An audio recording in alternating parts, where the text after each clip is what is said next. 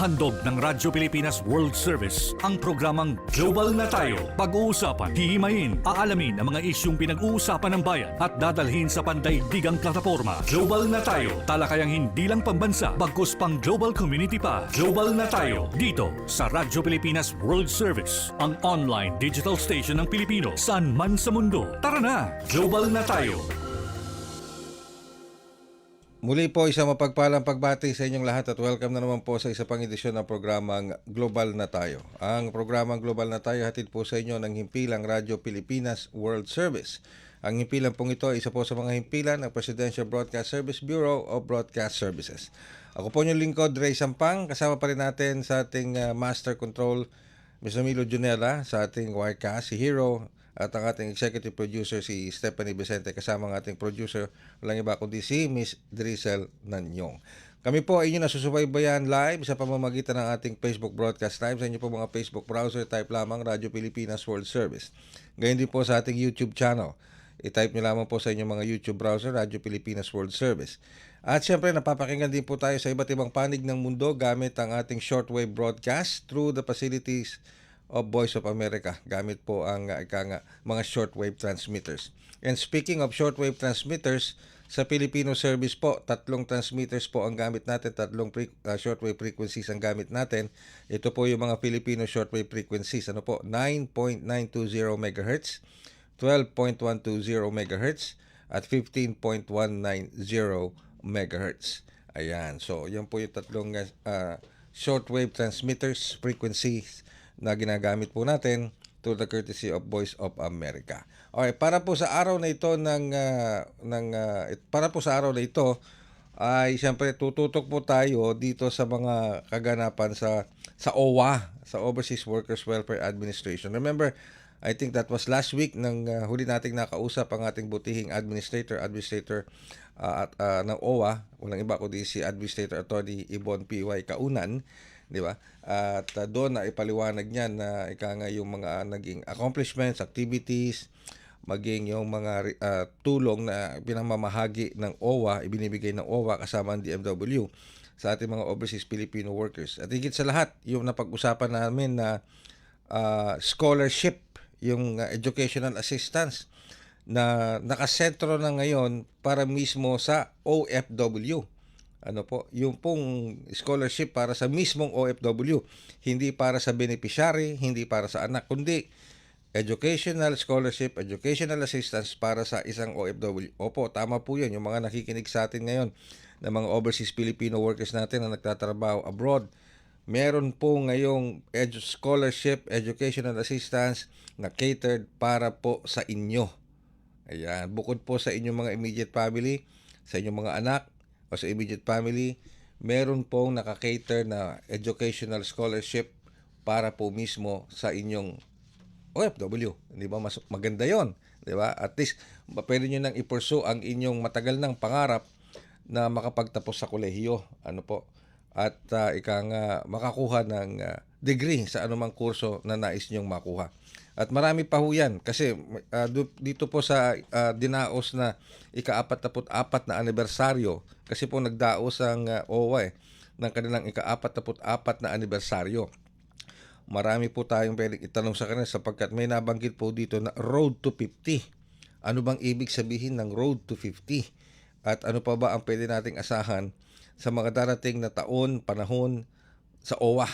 Lalo pat habang tumatagal, habang lumalaon, lalong nagkakaroon ng maraming challenges sa iba't ibang panig ng mundo kung saan naroon ang ating mga overseas Filipino workers. Aalamin po natin lahat yan sa pamamagitan natin pakikipagtalastasan sa ating OWA Administrator P.Y. Kaunan sa pagbabalik po ng ating himpilan.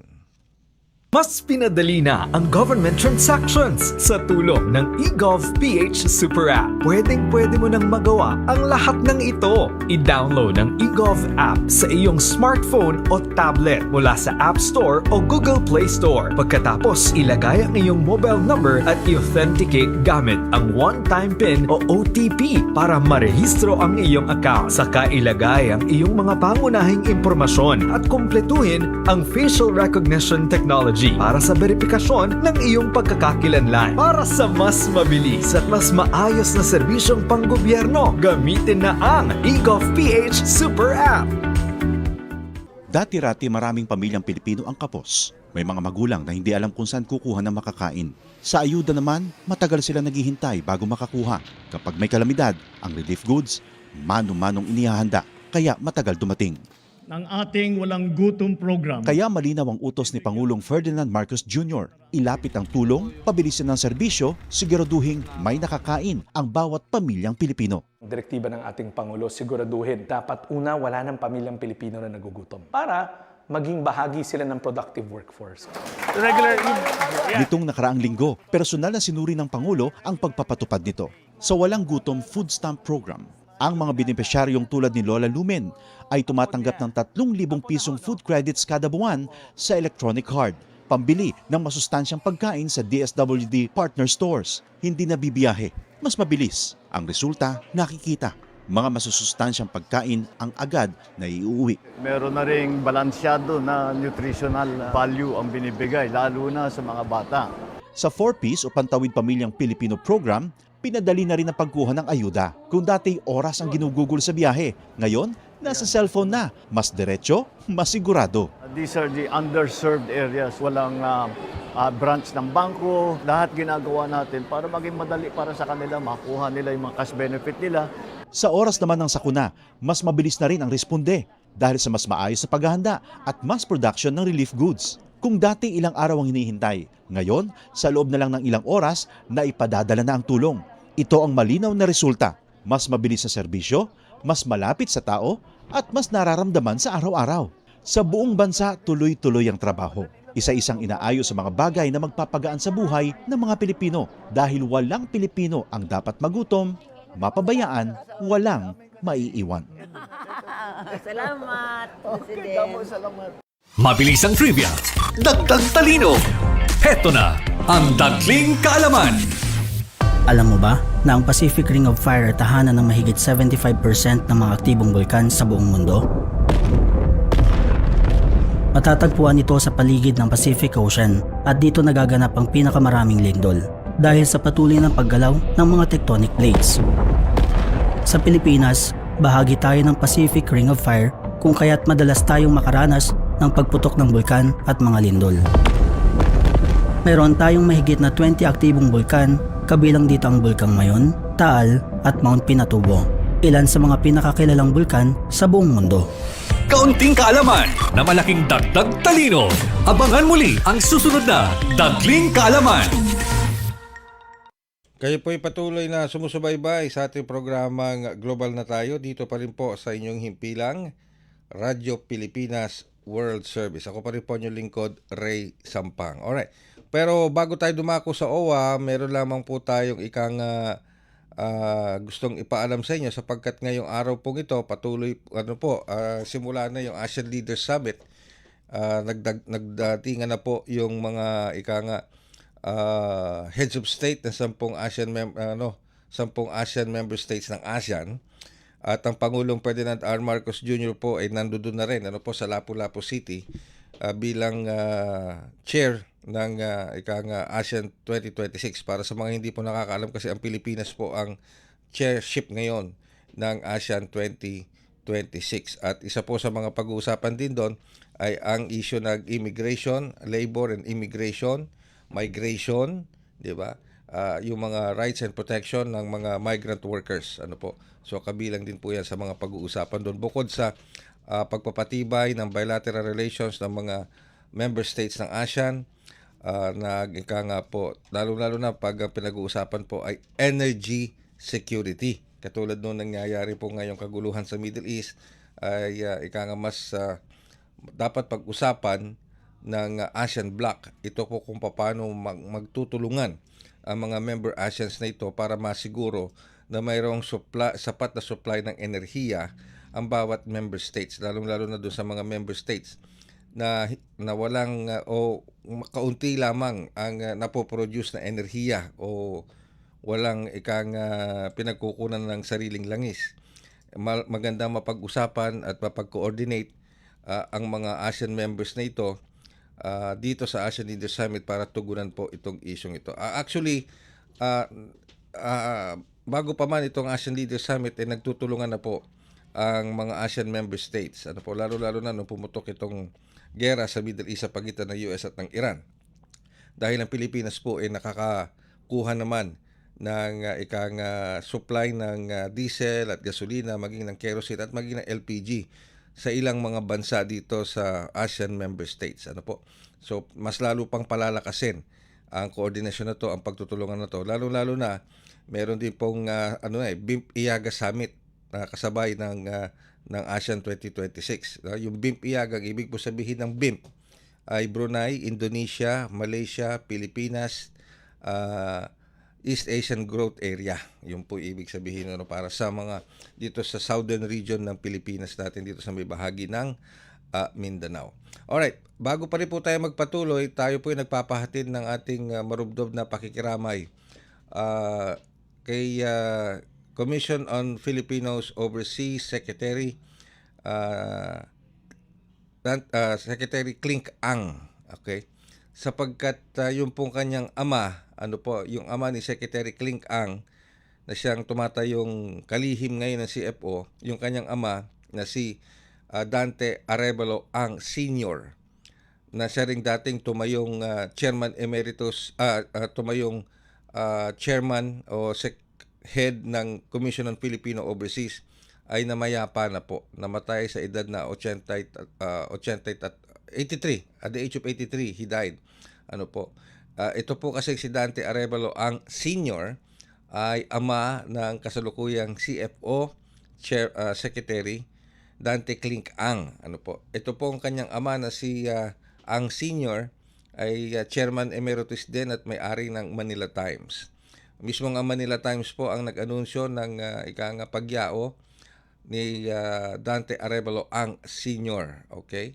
Yan. At tayo po ay nakikiramay sa pamilya ni Secretary Dante Clink Ang at sa buong Commission on Filipinos Overseas, sapagkat si Dante Arevalo Ang Sr. na ama ni Secretary Clink Ang ngayon, pinangunahan din po ang Commission on Filipinos Overseas. Kaya kung minsan marinig po ninyo sa mga panayam natin kay Secretary Clink Ang, lagi niya nababanggit na yung ginawa ng aking ama o bilang pagsusog doon sa mga proyekto ng aking ama sa CFO, kasi dati pong pinangunahan na rin. Kumbaga, si Secretary Clink Ang ay pangalawa ng Ang sa kanilang pamilya na pinangunahan ang Commission on Filipinos Overseas. So, our sincerest condolences sa pamilya ng yumaong si Dante Arevalo Ang Sr., former head or secretary ng Commission on Filipinos Overseas at ama ng kasalukuyang secretary ng Commission on Filipinos Overseas na si Secretary Dante Clink Ang. Okay? Tuloy-tuloy pa rin po tayo dito sa ating programa sa Global na Tayo at inaantabayanan pa rin natin ang ating pakikipag-ugnayan sa ating Overseas Workers Welfare Administration o OWA Administrator Patricia Ibon P.Y. Kaunan dito po sa ating programang Global na Tayo. Sige, habang inaantabayanan po natin, babalik po kami makalipas pa rin ng ilang paalala. Paano nga ba mag-register para magkaroon ng schedule sa Bagong Pilipinas Presidential Action Center? Narito ang mga dapat gawin. Gamit ang iyong mobile device, pumunta sa eGovPH app. Pwede itong i-download mula sa Apple App Store o sa Google Play Store. Gumawa ng account. Ilagay ang email address, valid mobile number, pagkatapos ay makakatanggap ka ng one-time code sa iyong email. Gamitin ang code sa eGov app para sa verification ng iyong account at ng mga impormasyong ibinigay. Congratulations! Meron ka ng eGovPH app account. Pwede mo na ma-access ang iba't ibang serbisyo ng gobyerno kabilang ang mga serbisyo sa Bagong Pilipinas Presidential Action Center. Mabilis ang trivia, dagdag talino. Heto na ang Dagling Kaalaman. Alam nyo ba, kahit napakalakas ng isang bagyo, may partitong tahimik at kalmado. Ito ang tinatawag na mata ng bagyo. Pero, huwag magpaloko. Pagkatapos ng mata, susunod ang eyewall, kung saan nararanasan ang pinakamalakas na hangin at ulan. na kayang magdulot ng matinding pinsala. Kaya tandaan, kapag biglang tumahimik sa gitna ng bagyo, hindi pa tapos ang panganib. Kaunting kaalaman na malaking dagdag talino. Abangan muli ang susunod na Dagling Kaalaman. Kapag napinsala ng bagyo, normal lang na panghinaan ng loob o malungkot. Ang mahalaga, ready tayong bumangon. Ikaw pa, enoy ka. Kaya pagligtas ng bumalik sa bahay pagkatapos ng bagyo, i-check agad kung may nasira dito. Make sure na hindi basa ang mga outlet ng kuryente bago buksan ang main switch. Kung may nakita namang sira sa mga kable ng kuryente, i-report agad sa otoridad. Itapon din ang mga naipong tubig ulan para hindi ito pamahayan ng lamok. Babangon ka, di ba? Babangon. Ikaw pa. #panatag ang may alam. Maging panatag, Pilipinas. Paliwanag mo sa tao na hindi totoo yan. Dahil ang totoo, yung totoo ang dapat ninyong malaman. Nagkalat sa internet ang fake news o mali at fake news. Tinatapon niyo yung tao. What they are doing is creating panic. We say no. Yung pagkalat ng fake news. And some of it's dangerous. Sana iwasan po natin pag-spread ng fake news. At di magpapakalat ng disinformation at misinformation ang kasulukuyang administrasyon. Stop telling us fake news because you're wrong. Para sa totoo at mapagkakatiwalaang mga balita at impormasyon, Radyo Pilipinas. Okay, This is a public service announcement. Discipline is the key. Umiwas sa aksidente sa daan. Ang pagmamaneho ay may kaakibat na responsibilidad, hindi basta mapaandar lang ang sasakyan. Kilatisin ang sarili, ang kahandaan sa manibela, siguruhing inyong konsentrasyon ay hindi magagambala.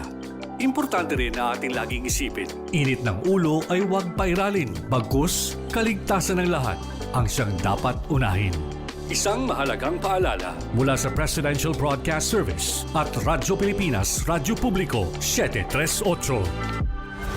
This is a public service announcement. Public service announcement from PBS, Presidential Broadcast Service at Radyo Pilipinas, Radyo Publiko 738. Okay, kayo po yung patuloy na sumusubaybay sa ating programang Global na Tayo dito pa rin sa impilang Radyo Pilipinas World Service at ito pa rin po yung lingkod, Ray Sampang. Ano po? Okay.